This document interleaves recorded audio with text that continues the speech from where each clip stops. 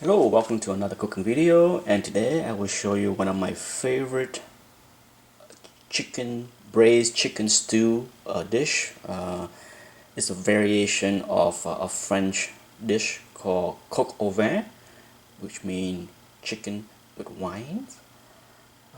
What we have here is 3 pounds of drumstick and thighs with the skin on, some pearl onions, some carrots.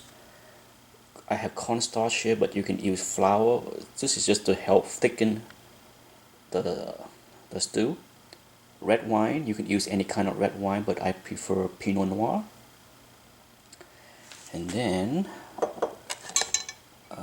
this seasoning. I use this seasoning in many of my dishes, so if you can, they sell it in any grocery store. So for sure, go out there and buy yourself a bottle of this. They come in smaller sizes if you're not sure it's something that you want to use. Or you can just use salt, okay? I use this instead of salt, or you can also substitute in a little Worcestershire sauce if you want. But I prefer this over Worcestershire sauce in most of my recipe. And you have some mushrooms and then a little bacon. I will use a little bacon and of course some garlic and carrots. And that's it. That's everything that you see here. The only thing that I'm not showing here is salt and pepper. You can always add those to your liking at the end to make sure that it's not under seasoned. I always like to add salt and pepper at the end because it's easier to add them to the taste that you like instead of adding too much and then you have to figure out how to lessen the saltiness of something. So it's always easier to add something at the end, especially salt. That's how I cook. That's it. Hopefully you will enjoy this recipe. It's probably one of my more complicated recipe, but it's delicious. The best part about this recipe is you can substitute in the meat from chicken to beef to lamb shank, and the only differences is the cooking time. Chicken is the quickest. Lamb shank or beef shank will take the longest because it's tougher meats, but the tougher the cuts of meat, the longer time you need to cook. But you can use this from chicken to beef to veal or even lamb, not pork. Okay, I would not use this recipe for pork except for a little bacon. Okay, here's the first step. Depend on how healthy you want this to be. I use 1/3 of the package of bacon. Okay, you can use none or half or more, but it definitely would make it taste a lot better. So what I'm doing is render the bacon. Okay, you want to get the bacon fat.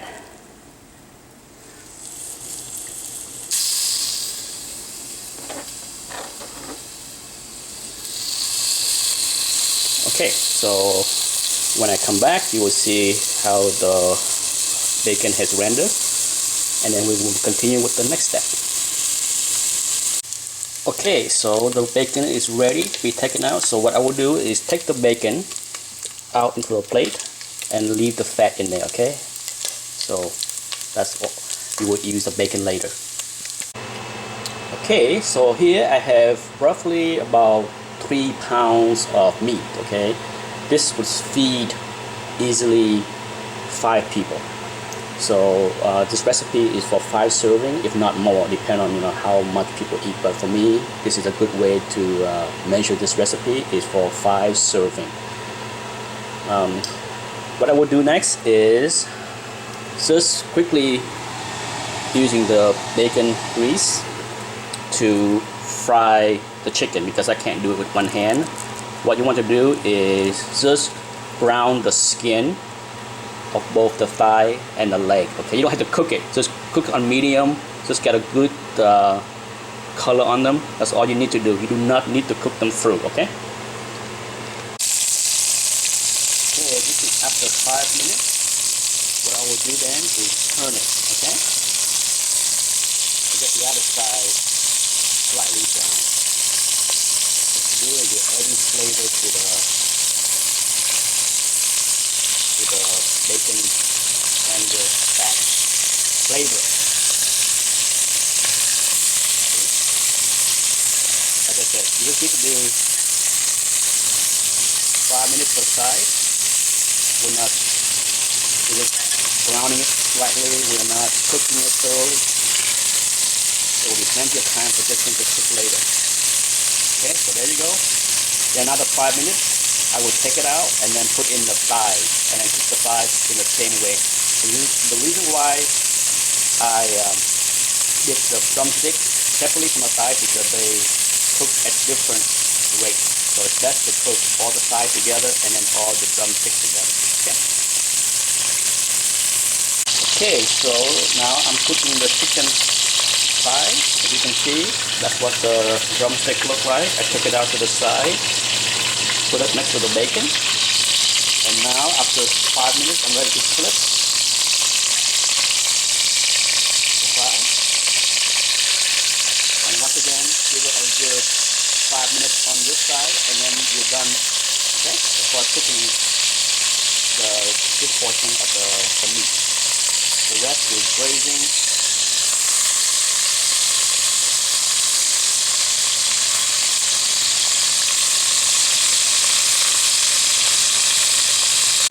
Okay, so I took the chicken out, so that's what it looked like. Next, as you can see, I'm leaving all the fat in, but if you want to be healthy, you can certainly, buy chicken without the skin. To me, the bacon and the fat from the chicken skin is what give a lot of the flavor for this dish. So using skinless meat tend to take away a lot of the good flavors, but you can certainly substitute using skinless meat, chicken breasts and chicken thighs to have a healthier recipe. Okay, so next what I will do is toss in the carrots that I chopped up, give it a good saute, and then as well as the mushroom. I dice up the mushroom. Okay, so after a few minutes of sauteing the carrot and the mushroom, just a few minutes, okay, as you can see they're not cooked. They're just coated with bacon fat and chicken fat.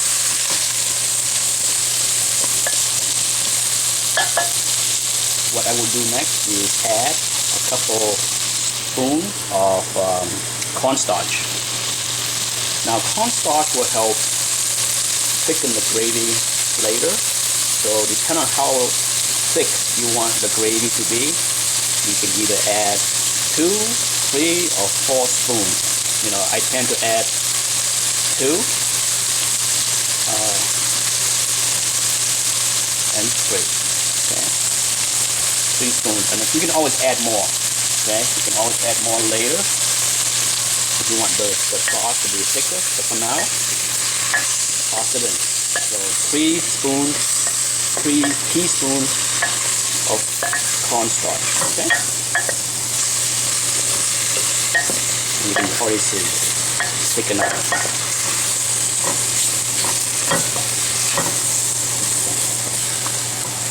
Alrighty, so now it's time to place the meat in there. Okay, bring back the meat. Time to layer the meat.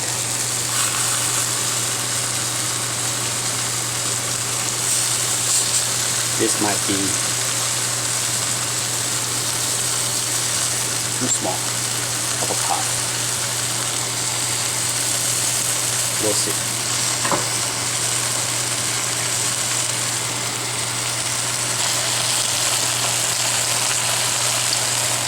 Okay, so that's it. It barely fit. I was worried that the pot might be too small, but as you can see. And last but not least, add back the bacon.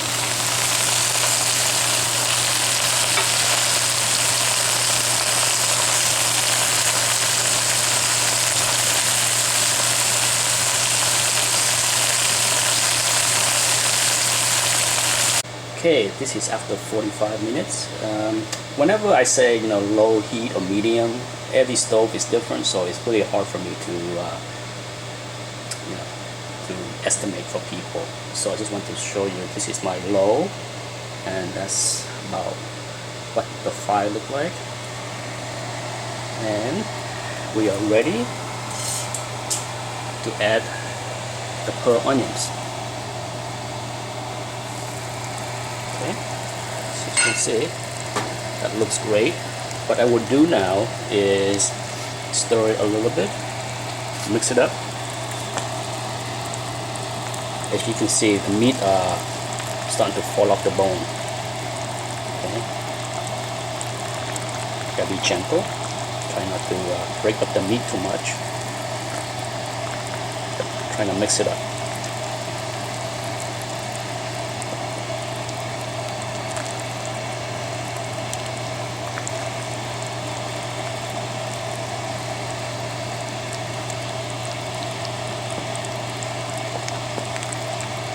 There you go. That's better. Okay, so at this stage, now I can add in the pearl onions, and depend on, you know, last but not least is of course taste. Okay, you need to taste it to see if you need to add any salt or pepper to improve the flavor, and it's all depend on your preferences as far as how salty you like this to be. But for sure, at this stage is where you want to add more salt if needed. Okay, otherwise just let it cook for another 15 minutes with the lid off and see if we can thicken the sauce. Okay, bye. I did raise the temperature up to medium because now, you know, with the lid open, I want this thing to be bubbly and cook off some of the liquid to enhance the flavor of the sauce. So the sauce needs to be cooked down. So for the next 15 minutes, I will cook it on medium to high heat, just so that I can thicken the sauce. Okay. Okay, so I just turned off the stove. So this is what it looked like after another 15 minutes with the lid off as I cook down the liquid. I did add 2 more teaspoons of cornstarch into the mixture to help thicken the sauce, and this is it. This is the final product. I did not have to add any more salt to this dish. It tastes great the way it is, but for sure, you know, everybody have a different tolerance for salt. So if you need to add more salt to this dish, you can, but for me, everything that I add at the beginning was more than sufficient to have great flavor. And you can serve this on a bed of rice or over mashed potato. Either way, you can't go wrong, and I hope you give this recipe a try. And thanks for watching. Bye.